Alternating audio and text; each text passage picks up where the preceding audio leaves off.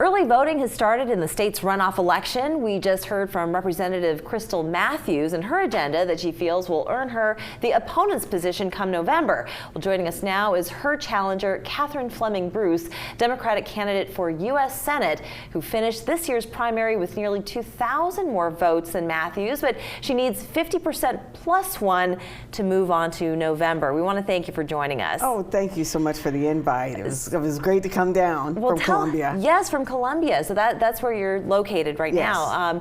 But you're running for U.S. Senate for the state of South Carolina. First and foremost, you do not currently hold an office, so what's the impetus for you running for U.S. Senate? Well, first I want to thank the voting public for making me the front runner in the race.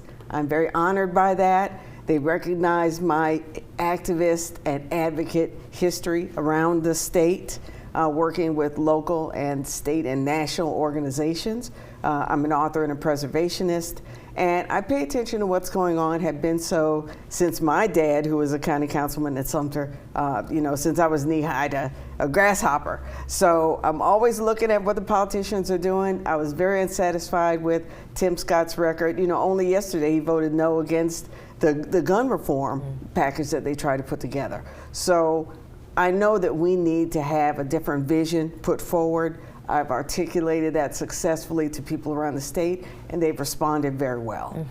And when someone says, well, you don't have any experience having run for an office or having held an office prior, what do you say to those naysayers who say, the experience portion of it? I say a great example of somebody who came into elected office without experience is Barack Obama. Because he came into the Senate seat in Illinois with an activist background, just like mine, and look where it took him. So indeed, you have to look at the package that the person brings. I have experience at the international sectors, working with the UN summits and writing for international publications and doing that work. I've done work with public corruption, serving as the foreperson for a state grand jury where we indicted 5 sitting legislators and had them kicked out.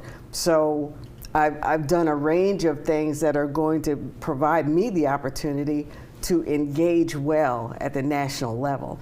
Just on Saturday, I came back from the Poor People's Campaign, where we're looking at the climate, the issues of poverty, issues of engaging in war and de-escalating war, and making sure workers have protections. And I think the public has seen that I'm someone who can carry that vision forward. Now let's say that you do secure the Democratic ticket and you do go up against Senator Tim Scott, the incumbent.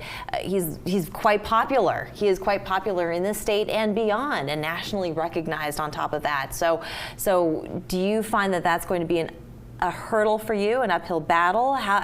And where do you see eye to eye with Senator Tim Scott? Do you see eye to eye with him on any of his policy? Well, I think there's a lot of his policies that are going to hurt us. We need to do something with the gun situation.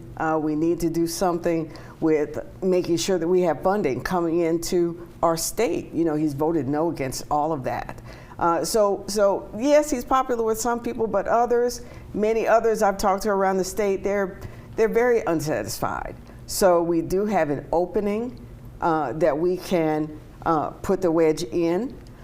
People are also very concerned about our democracy. We're watching the January 9th hearings, where we're seeing how the things that we grew up with believing about our country and our flag and about patriotism being assaulted by these folks who don't believe in inclusion and don't believe in full participation for everyone. So there's certainly an opening that is being left that we can engage in, and I believe that we do have a good opportunity to turn the corner and replace him.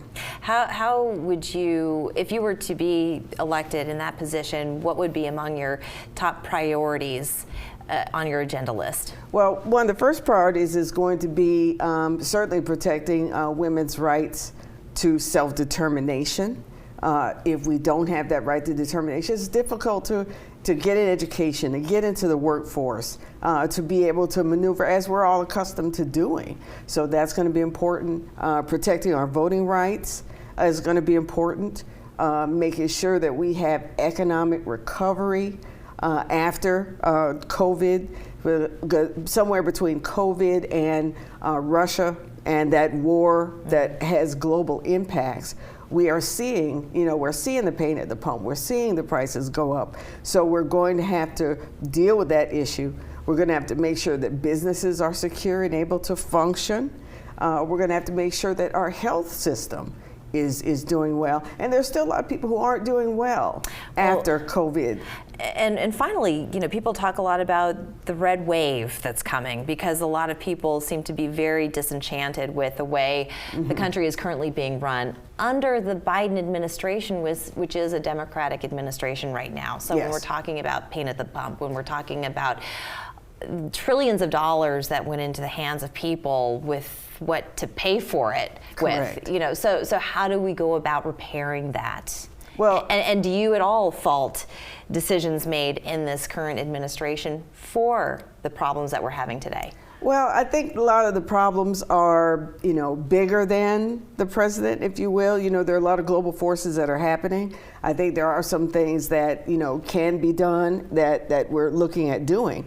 But I think with regard to a red wave, I think that the importance of who is nominated for this role to go forward through November is that person gets to articulate a vision and an alternate perspective, which is going to be important.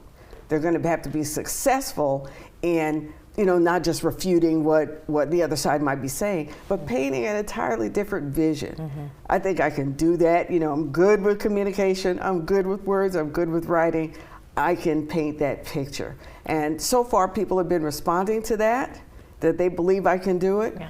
And I think that once we get in there, not only will we do that for our state, but we'll be able to partner with other states in order to bring a number of us across the line. Voters will have their say on Tuesday, the 28th, so make sure you get out there, you cast your vote. I want to thank you so much, Ms. Bruce. You did, you voted already, early voter. I want to thank you so much, Ms. Bruce, for joining us today. Thank you so much for the invite. We're back after this.